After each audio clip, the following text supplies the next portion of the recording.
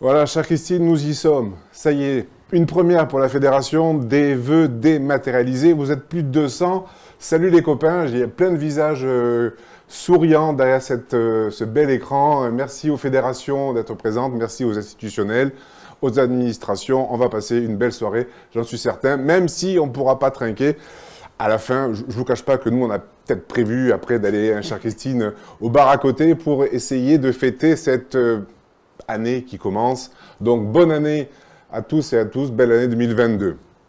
Alors, c'est vrai que ces vœux seront peut-être moins chaleureux, mais on va tenter avec une double voix, Christine, d'animer ces vœux pendant une demi-heure, et puis après, il y aura des questions-réponses aux journalistes. Mais pendant une demi-heure, on va essayer de vous livrer les principales préoccupations et les principaux sujets de la Fédération, et bien sûr, prospectives en cette année d'élection.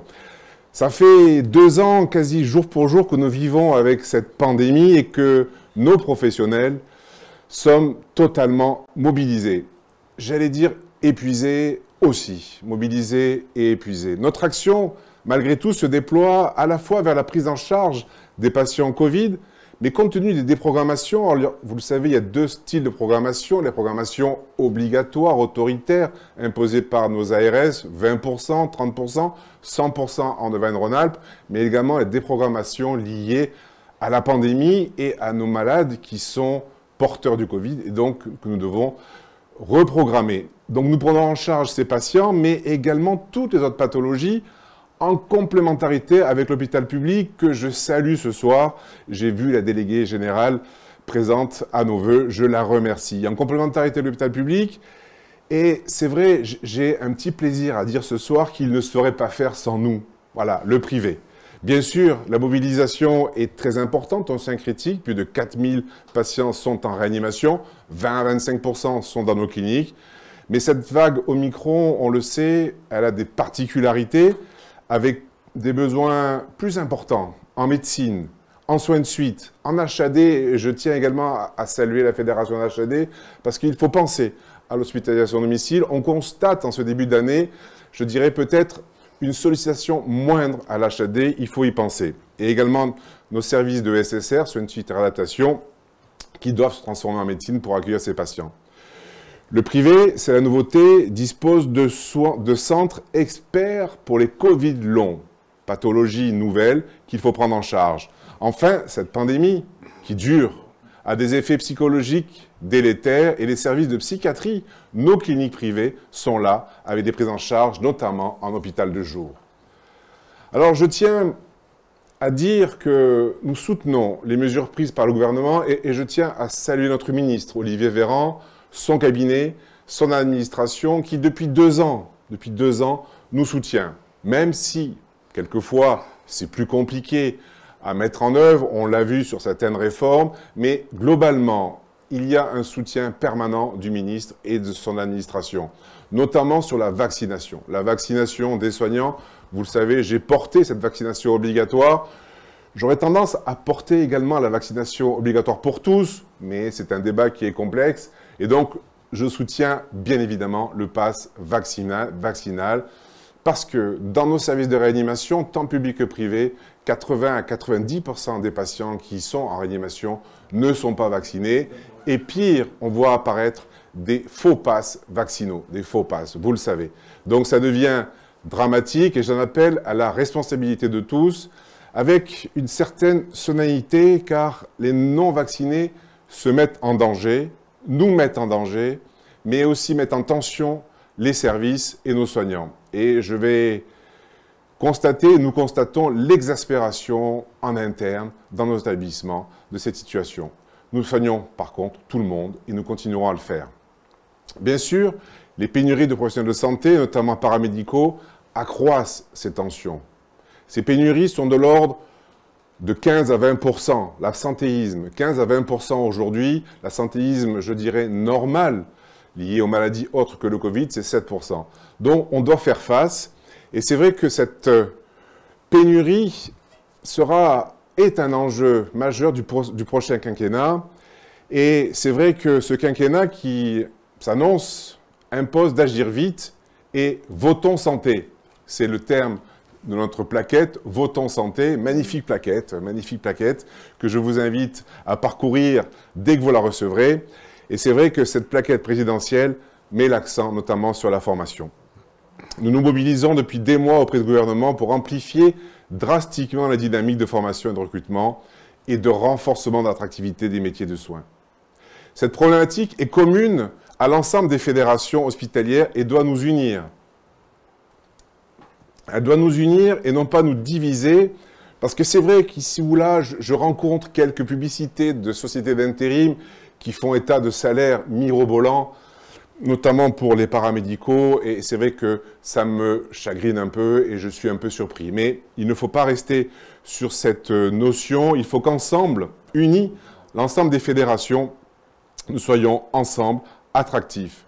Et nous aurons aussi à passer ces messages sur la perspective de la campagne tarifaire à venir. Toujours sur le plan financier, nous devons repartir sur un nouveau protocole. Protocole de pluriannualité, vous vous en souvenez, c'est Agnès Buzyn, il y a 3 ans déjà, que nous l'avions signé. Et nous souhaitons partir cette année sur 5 ans, un quinquennat. Car, vous vous souvenez, au mois de décembre, nous avons été inquiets, nous avons un peu tremblé sur le dégel des crédits qui n'était pas forcément acquis en ce début de campagne. Et c'est vrai qu'on a eu la satisfaction d'avoir un dégel total et entier sur ces crédits. C'est une bonne nouvelle, c'est une bonne chose. Et ce dégel est une légitime reconnaissance de notre action. Pour les arbitrages à venir, nous souhaitons que perdure la confiance et l'anticipation avec une vision qui ne soit pas seulement financière, mais aussi organisationnelle et fondée sur l'action de tous les acteurs de santé sur les territoires, au service du public. Une action menée ensemble pour reprendre le mot-clé de nos vœux 2022, ensemble. Afin de présenter nos propositions présidentielles, je veux exprimer notre immense gratitude aux soignants, aux professionnels de santé médicaux comme paramédicaux, à tous les hommes et les femmes de la profession en métropole comme en Outre-mer. Vous le savez, l'Outre-mer aujourd'hui est en grande difficulté par un taux de vaccination de 40% qui se répercute par des violences sociales et par des tensions hospitalières qui sont très fortes.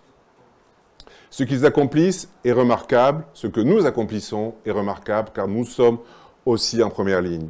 Les Français ne s'y trompent pas en les gratifiant d'une cote de confiance sans équivalent, malgré les 24 mois de tension qui n'en finissent pas, comme un jour sans fin. Nous avons souhaité faire de ces vœux un peu particuliers, parce que se retrouver dans un studio au 4e étage, sous-sol, dans le noir, malgré les éclairages, ça donne une oppression et qu'on va essayer de transformer en sourire. Mais nous souhaitons rendre publique la vision que nous avons de l'avenir de la santé de notre pays pour le prochain quinquennat. Ces propositions, nous les avons bâties en vous écoutant, en écoutant nos adhérents, que ce soit en MCO, en soins de suite, en psychiatrie. Je veux remercier tout d'abord notre comité exécutif, bien sûr, les syndicats de spécialité, les présidents de région, toute la grande famille de l'hospitalisation privée, les délégués nationaux, les délégués régionaux et bien sûr tous ces élus, membres des bureaux et des conseils d'administration qui, chaque mois, chaque semaine, se réunissent, travaillent et proposent. Je les remercie pour la qualité de ce travail qui aiguille et dirige la fédération. Nous avons baptisé notre démarche « Votons santé », car nous souhaitons que les enjeux de santé soient très présents dans la campagne présidentielle. Ce n'est pas encore le cas aujourd'hui. Je le regrette, mais restons positifs. On sait tous qu'une campagne électorale, une campagne présidentielle, c'est le dernier mois que tout se passe. Mais nous allons bientôt rencontrer tous les principaux candidats et aspirants ministres. Aspirants ministres, on va se livrer à un grand jeu pour savoir qui sera le prochain ou la prochaine ministre de la Santé ou président de la République.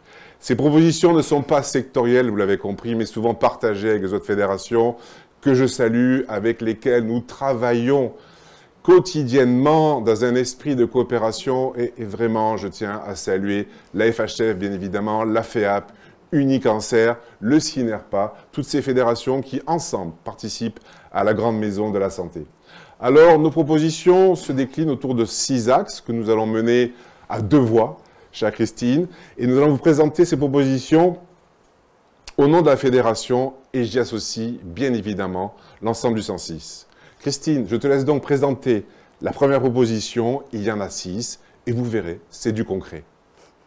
Merci Lamine. Et d'abord, je tiens à remercier l'ensemble des personnes qui sont là ce soir. Ça fait très plaisir de vous voir. On a la chance de vous voir à l'écran pour ceux qui ont la caméra allumée.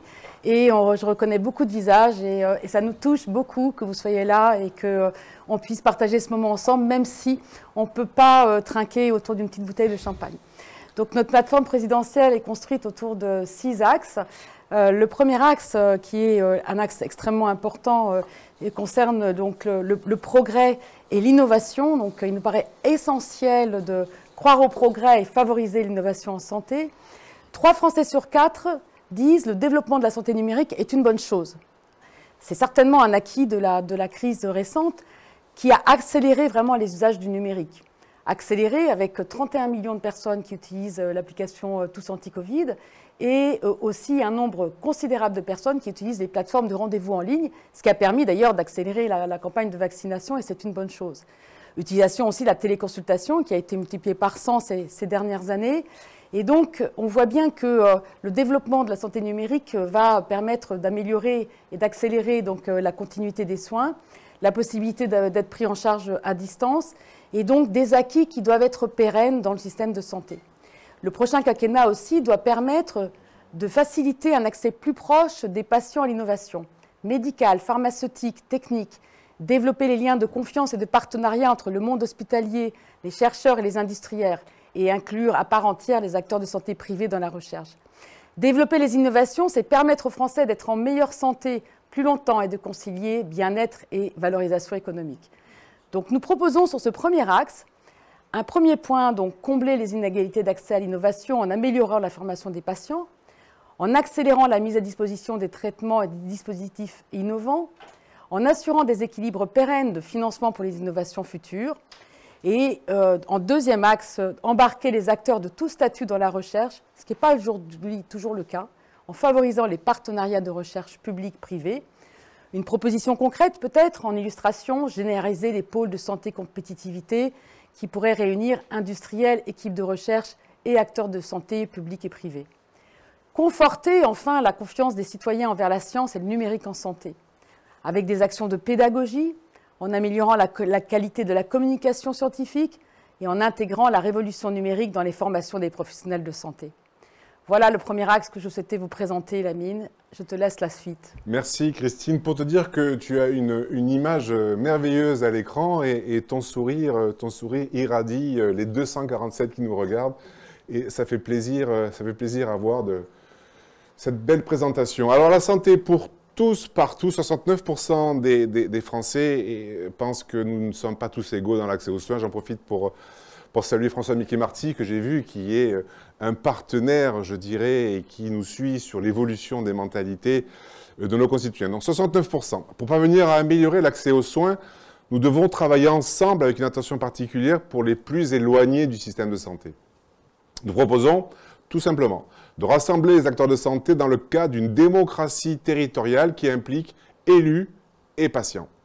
C'est l'unique manière de répondre aux besoins en matière d'offres de soins de façon pertinente. Accessibilité, continuité et permanence des soins doivent être les mots-clés. Accessibilité, continuité, permanence des soins. Nous proposons aussi d'amplifier les démarches pour aller vers les patients avec des actions concrètes, en proposant un bilan de santé aux personnes vulnérables et aux personnes n'ayant pas consulté de médecin depuis plus de 2 ans. Et en lançant une grande campagne nationale de rattrapage des retards de soins causés par la pandémie, je pense notamment au dépistage des cancers. Également des missions au service des patients. Il faut tirer les leçons de la crise sanitaire que nous vivons, ne pas oublier, et réunir les acteurs de santé de tout statut, autour des missions de service public. Missions de service public. S'il ne devait y avoir qu'une seule proposition, si je puis me permettre, ce serait celle-là. Nous appelons à une rénovation en profondeur du service public hospitalier. Nous en sommes aujourd'hui exclus. Il doit être fondé sur des missions et non pas sur un statut. Pour améliorer le système de santé, nous proposons aussi de favoriser la responsabilité, la confiance et la contractualisation et d'imprimer une culture de l'évaluation en continu des actions mises en place. De poursuivre la dynamique de simplification administrative pour les acteurs de santé comme pour les patients. Comme vous le savez, ça me tient à cœur, il faut mettre un terme à l'inflation législative et normative. Divisons par 2 le nombre de mots du Code de la santé publique. Divisons-le par 2. Il est quoi ça? Nous proposons aussi d'améliorer le pilotage du système de santé par des données fiables, transparentes, homogènes et partagées. Nous manquons de données. Souvent, nous sommes obligés de faire appel à vous pour colliger, notamment le taux d'absentéisme. Nous devons aujourd'hui avoir des données simplifiées et rapides. Christine, culture de santé publique. Oui, une question très très importante. La bascule du système de santé doit s'orienter plus vers une logique de prévention. Il doit y avoir l'irrigation d'une véritable culture de santé publique. C'est une priorité, à notre sens, pour le prochain quinquennat. On le sait depuis longtemps, la prévention précoce a des effets très positifs sur l'avenir des enfants et des jeunes en matière de santé. Aujourd'hui, ils sont particulièrement réceptifs, et on le voit autour de nous, souvent prescripteurs de comportements favorables à la santé auprès des plus grands. Notre système de santé doit être orienté beaucoup plus vers ce type de démarche. Aujourd'hui, la santé publique, il y a beaucoup de choses, mais il n'y a pas vraiment d'impulsion nationale constante et sur le moyen terme sur la prévention et les enjeux de santé publique. Donc nous proposons d'identifier sur le prochain quinquennat un nombre limité de priorités de santé publique, constantes dans le temps, constantes sur plusieurs années et vraiment investies, sur laquelle toute la société pourrait être embarquée, avec vraiment une logique de plaidoyer, de manière à ce qu'il y ait une vision claire des priorités, indispensable pour mobiliser non seulement le monde de la santé, mais aussi le monde de l'éducation, le monde de la ville, le monde politique, et enfin toutes les parties prenantes, même les entreprises. Donc ça, c'est vraiment la première proposition que nous avons à faire. Deuxième proposition, il faut donner les moyens aux établissements de santé de jouer leur rôle dans la prévention.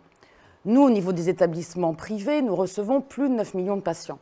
Donc 9 millions de patients, c'est 9 millions de personnes qui peuvent entendre le relais qu'on peut être en termes de santé publique par rapport aux orientations du gouvernement.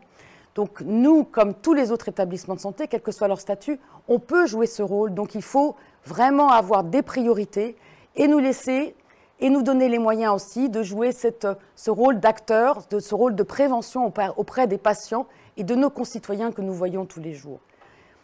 Troisième axe, il faut poser la santé des jeunes comme grande cause nationale et priorité du prochain quinquennat.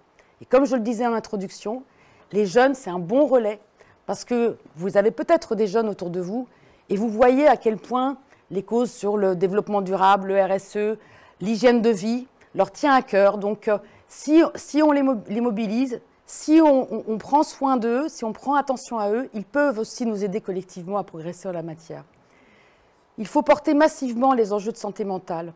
On le sait, aujourd'hui, la situation est difficile et la multiplicité des vagues, la durée de la crise ne fait que amplifier les difficultés que rencontrent nos concitoyens en termes de santé mentale. Donc aujourd'hui, en favorisant les complémentarités entre le public et le privé, il faut vraiment qu'on se mobilise massivement sur cet enjeu de santé publique. Et enfin, il faut engager le monde dans la santé, dans la transition écologique, par une dynamique interministérielle sur 5 ans autour de One Health et la promotion des enjeux de santé environnementale et de la dynamique RSE des acteurs de santé. 5 ans, tu l'as dit, il faut instaurer également une pluriannualité de l'ONDAM à 5 ans. Moi, je suis lassé chaque année de refaire une campagne tarifaire, chaque année de ressortir nos arguments, effets, prix, volume. Voilà. Il faut qu'on ait une lisibilité, il faut qu'on ait des tarifs qui couvrent nos charges et des tarifs qui tiennent compte également de l'inflation qui est importante, vous le savez, cette année. Alors, nous proposons d'acter le principe d'égalité entre le public et le privé. C'est simple, un même patient, un même soin, un même tarif. Nous devons renforcer nos partenariats avec les mutuelles au service du patient pour un accès à des prises en charge plus globales et sans reste à charge. Sans reste à charge. D'instaurer des règles nationales d'équité et de transparence dans l'attribution des financements pour l'investissement en santé sur les territoires. Aujourd'hui, le privé n'est pas reconnu à l'aune de sa contribution effective à l'offre de soins dans le Ségur investissement. 13 milliards ont été octroyés pour l'investissement et la rénovation des hôpitaux et des cliniques. 1% aujourd'hui. Alors, ce n'est pas acceptable et nous ne lâcherons pas. Nous ne lâcherons pas ce Ségur investissement. Nous demandons qu'il y ait une révision des projets pour que nous puissions accéder légitimement, nous aussi, à ce Ségur investissement. Nous devons également amplifier les dynamiques de qualité des soins et de pertinence des actes avec un financement IFAC, comme notre ministre s'y était engagé, Agnès Buzyn également, atteigne 2 milliards en 2027. Christine, la société du soin de demain.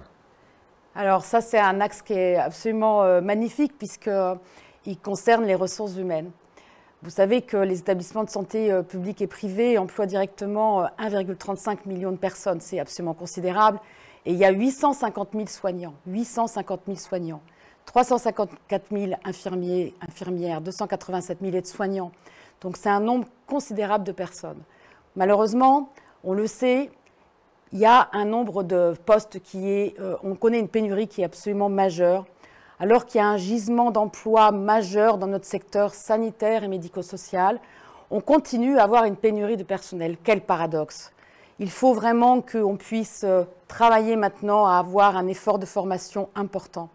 Cette pénurie chronique des soignants, ce n'est pas une fatalité. C'est pas une fatalité. Ça fait des années qu'on le subit.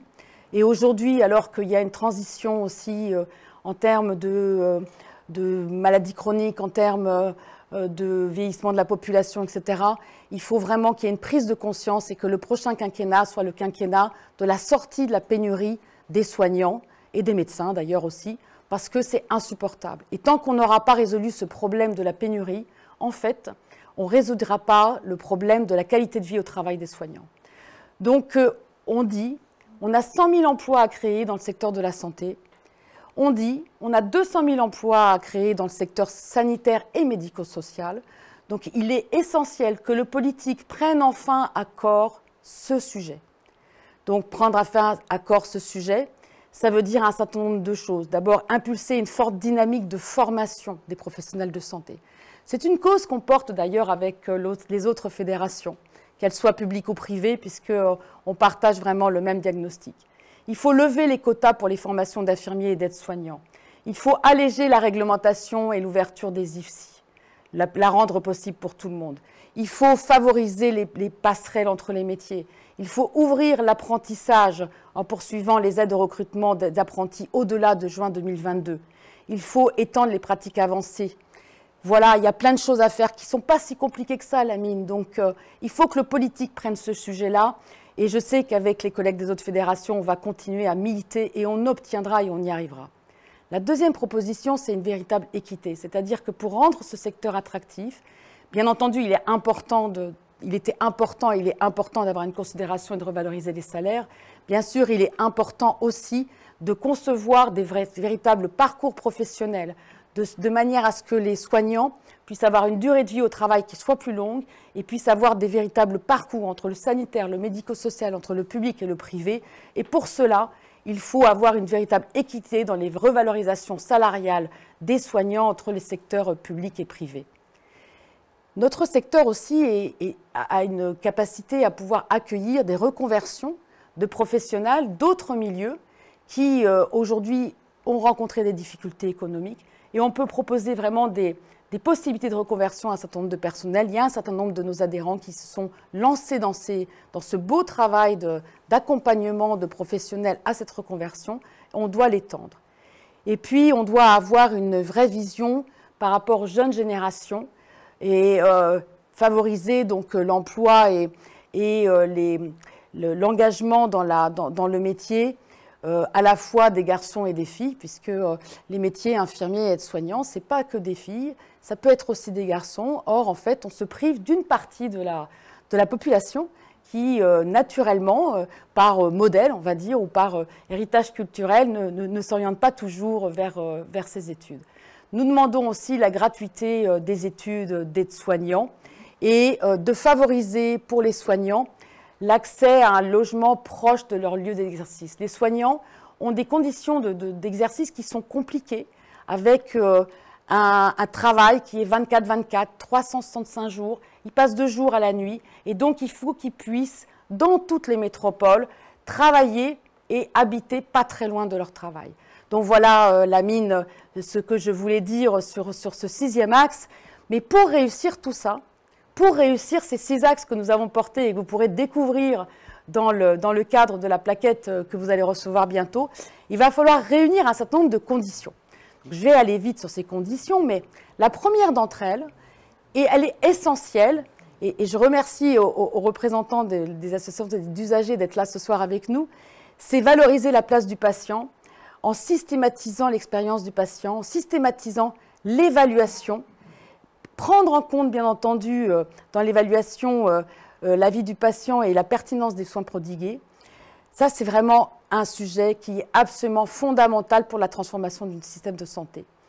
Enfin, en 2e point, il faut mettre en place une véritable vision prospective en santé pour dégager les bonnes priorités. Et comme tu le disais, Lamine, avec une vision à 5 ans, d'avoir vraiment des priorités à 5 ans, un ONDAM construit autour de ces priorités à 5 ans, et donc une vision prospective et chiffrée parce qu'il faut des données de santé, il faut qu'on ait un pilotage par les données qui puisse asseoir la réalisation des axes que nous avons cités précédemment. Il faut enfin améliorer la gouvernance. On a une gouvernance qui est complexe, qui n'est pas toujours vraiment, qui peut être plutôt en décalage avec la vision qu'on a d'ouvrir ville-hôpital, de décloisonner. Donc il faut que la gouvernance nationale soit organisée comme ça. Il faut renforcer bien sûr la place des ARS et j'en profite pour remercier les personnes des ARS qui sont là avec nous ce soir. On vous a vu et ça nous fait plaisir de vous voir là parce que vous travaillez tous les jours avec nos adhérents et c'est extrêmement important. Donc, dans la réforme de la gouvernance, d'ailleurs, et sur les ARS, nous souhaiterions, et ça ne cache pas, on l'a souvent dit, que les ARS soient dégagées de la tutelle des hôpitaux publics. Ça nous paraît important que l'ARS puisse jouer vraiment son rôle, comme elle le fait dans la plupart des régions, de chef d'orchestre de l'organisation de la régulation de soins sur le territoire. Enfin, pour les questions de formation, c'est clair qu'il faut avoir un pilotage interministériel, santé, travail, enseignement-recherche qui soit plus efficient. Et tout ça en lien avec les régions. Donc la gouvernance, c'est tout ça. C'est le national, c'est mettre en adéquation une organisation nationale qui va permettre de réaliser des axes, mais c'est aussi après le national et les régions et les nationales, et d'arriver à trouver une organisation qui permette aussi d'avancer, de transformer le système de santé. Enfin, bien entendu, il y a une réflexion et c'est quelque chose qui nous est cher et sur lequel on a travaillé d'ailleurs avec d'autres acteurs qui ne sont pas dans notre sphère, on va dire, acteurs de santé au sens du soin, mais avec les industriels. C'est vrai qu'il y a une réflexion à mener sur la souveraineté sanitaire nationale afin qu'on puisse avoir, je dirais, abordé une prochaine crise que j'espère la plus lointaine possible, avec une pandémie que j'espère ne jamais voir, de façon peut-être plus tranquille, en ayant l'ensemble des dispositifs et des médicaments qu'il nous faut. Donc c'est vrai qu'il faudra réunir toutes ces facteurs clés de succès finalement pour arriver à ce que notre candidat, le candidat qui sera élu, choisi par les Français, puisse réussir à transformer le système de santé et continuer des choses qui ont été quelquefois commencées, mais qui méritent d'être amplifiées. Et en ce début d'année, Lamine, c'est vrai qu'on a toutes ces attentes et qu'on espère qu'on sera bien entendu par l'ensemble des candidats et surtout que le candidat qui sera élu nous suivra et fera en sorte d'accompagner cette magnifique transformation du système de santé. Merci Christine, merci pour tes mots, merci surtout pour ta passion. Ta passion non seulement pour les RH, la formation et l'enseignement, mais ta passion au quotidien pour l'ensemble des sujets. Et j'ai beaucoup de plaisir à travailler avec toi, avec tes équipes, l'ensemble des élus. Et c'est vrai que je suis fier de présider une fédération qui est force de proposition, qui est moteur et surtout, vous, les adhérents, nous, les établissements, sur le terrain, nous avons montré ce que nous savions faire, ce que nous pouvions faire. Ce n'est pas toujours facile. Quelquefois, il faut aller un petit peu rappeler certaines de nos obligations. Mais globalement, je dirais que ça se passe bien et la liaison que nous avons avec les autres fédérations nous permet de corriger certains écarts sur les territoires. Grande fierté de ma part pour animer cette fédération, grande fierté de ce que nos établissements, dans leur pluralité, apportent au système de santé. Et c'est vrai que pendant des années, le privé était peut-être considéré comme, je dirais, une variable d'ajustement. Aujourd'hui, nous sommes une force à part entière. Et donc, je suis vraiment heureux de vous présenter ces vœux. Je vous vois à l'écran, je vous vois sourire. J'aurais aimé vous saluer, j'aurais aimé vous faire plein de bisous, mais on va trinquer quand même parce que c'est aussi la tradition. Et je suis certain qu'on se reverra très prochainement. On va déjà annoncer le congrès de la fédération au mois de septembre, qui sera très certainement dans une des plus belles régions de France, qui est l'Occitanie, avec sa capitale régionale, tant pis pour les Toulousains, Montpellier. Je vous remercie pour votre présence. Nous allons continuer avec les questions aux journalistes. Vous pouvez bien évidemment continuer à rester avec nous. C'est avec plaisir de vous avoir vu 254 ce soir. Ça a tenu 30 minutes. Merci pour votre patience. On a essayé de tenir le timing, 35 minutes. Donc, je vous propose de passer à la phase 2 avec un petit jingle de 40 secondes et on se retrouve tout de suite après. Merci et bonne soirée.